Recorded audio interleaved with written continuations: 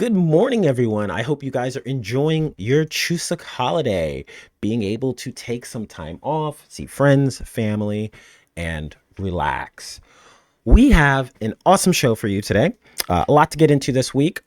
We're going to be talking about the US Korea trade deal and the general lack of motion on this deal. It's pretty interesting, kind of where we stand, as there's really just not much coming out of Washington. So, pretty interesting story, a lot to get into there. Then we're going to be moving to the domestic front where we talk about the prosecution reform. This one was a really interesting story for me.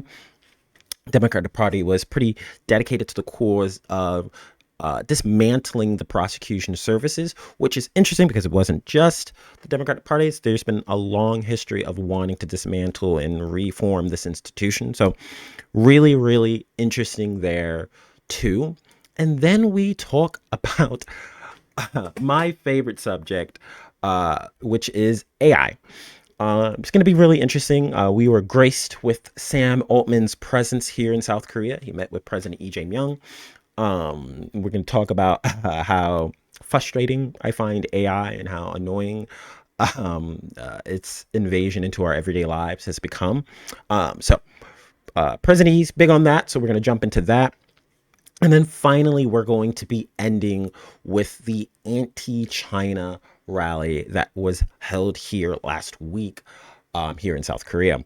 A lot to jump into there. Pretty interesting, some of the fallout and some of the discussion that's happening from some lawmakers. So a lot to cover there.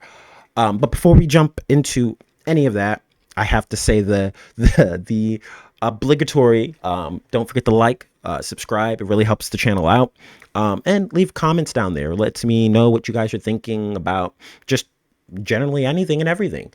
So don't forget to do that. It really helps me grow this channel. All right, let's jump into it. South Korea says they have gotten no response from the Trump administration on their proposal. And see, this is really interesting because the context for this is, the trade deal was something that the Trump administration claimed when they first came out with these trade deals that they really wanted. And now that you're seeing the energy by the Koreans to push through this deal in a reasonable way, you're seeing generally no response, as the huge sticking point that's been here is that the Trump administration has been demanding the $350 billion in cash up front. $350 billion in cash up front. It's kind of the two key words that Trump has been using. And the Korean negotiators essentially like, that's just, we're not going to do that. It's an unreasonable demand. It's not something we're interested in doing. We would like to do currency swaps. We would like to do anything other than that, as that's an unserious request. And so we have this story from Reuters. See if I can pull this up. We have this story from Reuters. Says South Korea says no response yet from the U.S. on trade proposal after rough agreement on security. So let's come down a little bit here. Washington had previously agreed to lower tariffs on imports from South Korea in return for a $350 billion investment package. But follow-up negotiations to hammer out details, including the structure of the investment package, have stalled.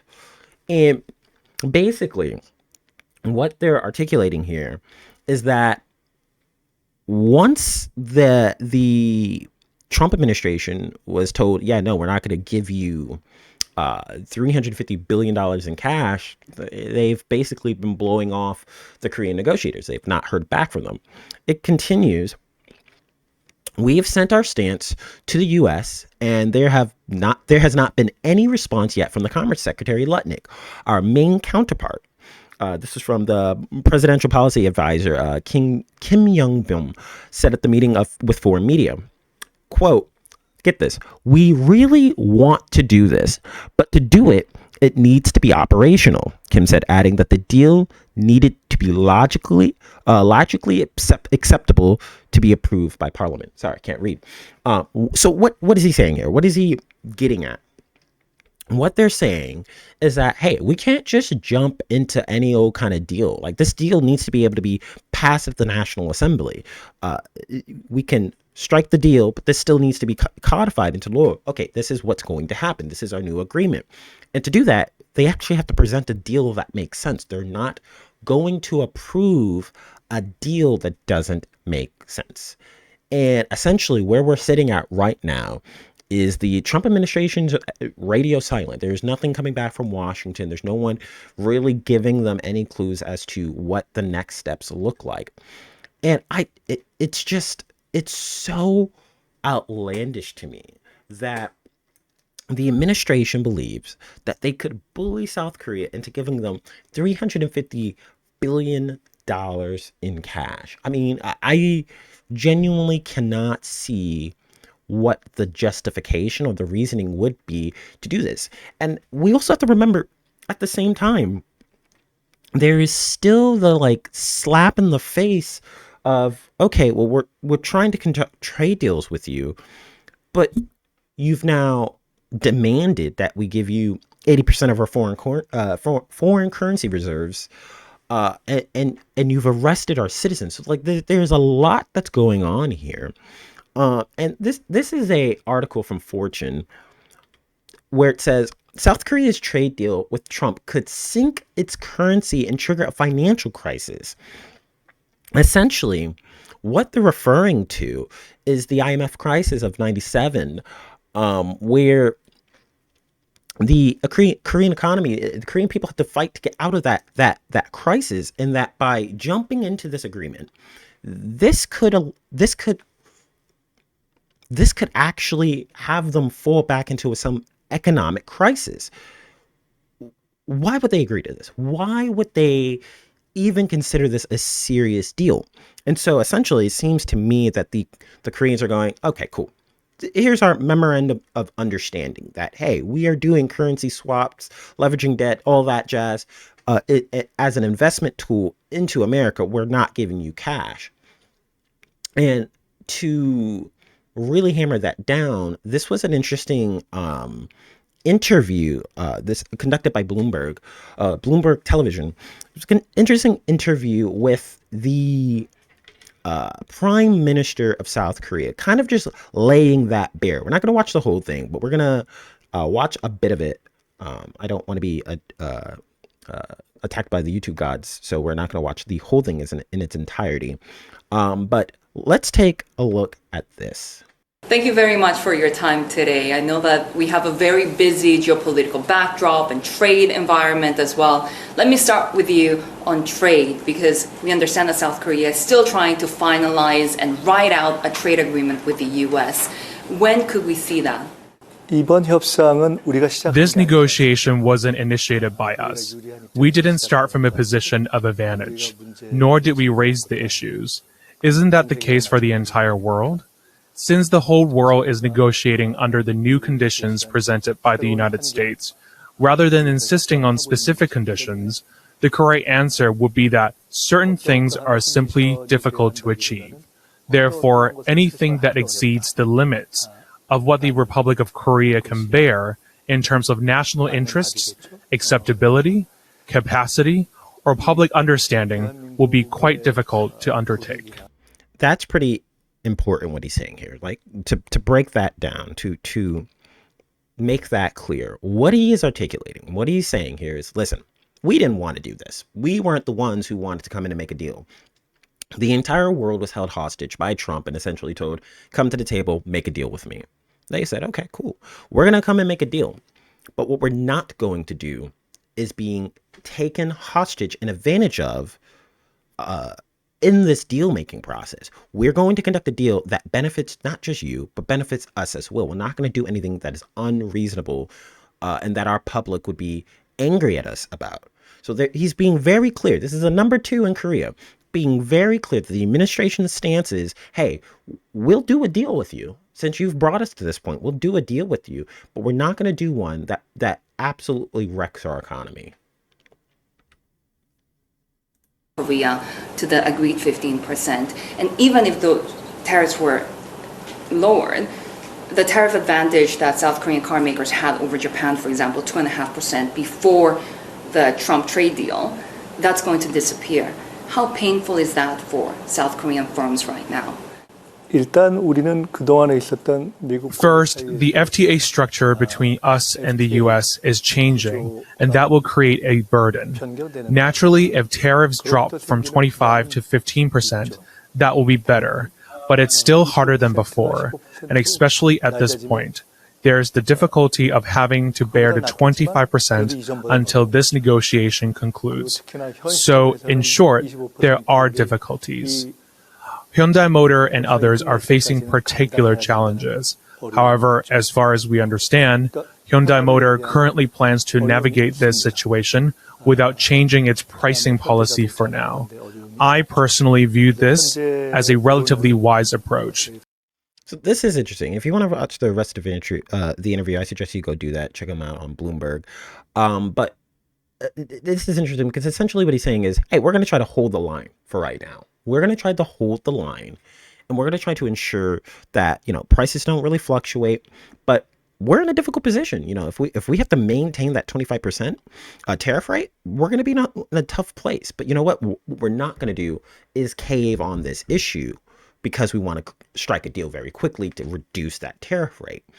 And I think this is the smart, this is the logical, and this is the only choice really in this, when you're in this position, that you can make, is that, listen, we don't have a lot of options, but we're not going to cave on this. And this is interesting because, I think this really reinforces where kind of the U.S. negotiators are and where the Korean negotiators are. Because it seems to me that there is no attempt at seriousness with solving this problem. And what do I mean by that? It's a report from ABC News, and it was actually reported by multiple news agencies. But it's a report from ABC News. South Korea says U.S. agrees to let Korean workers work at sites with short-term visas and visa waivers. I was like, oh crap! They solved the problem. They actually fixed the actual problem with the visas so that the workers won't be detained and arrested again by ICE. That there's not going to be any problems with foreign investment coming into the country. And going through this article, and I'm going to pull it up here in just a second, but going through this article, you start to understand, you start to see that, no, there is no level of seriousness here. There is no real level of, no, we want investment coming into the country. And this is why I say that. Take a look at this. In this ABC reporting, after bilateral visa talks Tuesday in Washington, South Korea's foreign ministry said their American counterparts, again, I can't read, counterparts reaffirmed that South Korean companies can use B1 short-term business visas or ESTAs to send workers to install, so on and so on. And I went, wait a minute. They reaffirmed that they can use these visas. And so I did some looking, I did some digging, and I found out that the workers that were at the Hyundai plant, the workers who were there, were already using those visas to get into the country. So nothing has fundamentally changed. But you're just reaffirming what they were already doing, but that's how they got arrested in the first place. So how does this instill confidence in Korean companies and the Korean government that their workers are not going to be detained yet again? This is such an unserious policy. Let's go back to the article. South Korea has called for more fundamental steps with creating a new visa category to expand access for skilled workers. Get this. But U.S. officials at the Washington meeting said major changes would be difficult because of legislative constraints, according to a statement from the South Korean ministry. Doing our job would be hard, so we're not going to do anything. How else are you supposed to take that? doing our job would be hard. So just keep using the visa that you guys were already using. Can't guarantee that your people won't get rearrested. Can't guarantee that we're going to actually get anything done. Sucks to suck, but also give us $350 billion in cash. This is not serious. These are not people to take seriously in terms of negotiating a deal, getting a deal done, and ensuring the safety of the workers that you have employed to execute on said deal. I don't know what to say. But that is where we stand. That is where we stand. The U.S. has not given any statements. They have not communicated back with their Korean counterparts. The U.S. has not even improved their visa system, which I'm sure they could actually legislate if they tried to legislate, but they don't want to do that. That would be hard. And they have different priorities right now. So this is where we stand. There is really no motion here. And I don't know where the Korean government goes from here. But for me, I look at this and I go, why would I want to do business with them? Why would I want to invest $350 billion into a country that is not guaranteeing my workers' safety, into a country that is trying to grift and trying to extort money out of me? And I didn't even talk about where the $350 billion, they want not the Koreans to control their investment, but they want Trump to control that investment. I don't know, guys. I don't know. All right, let's take a look at prosecution reform in the next segment. Thanks so much for watching. If you liked that video, don't forget to hit like and subscribe. And if you have a comment, go ahead and leave it down there in the comments. Thank you. See you in the next one.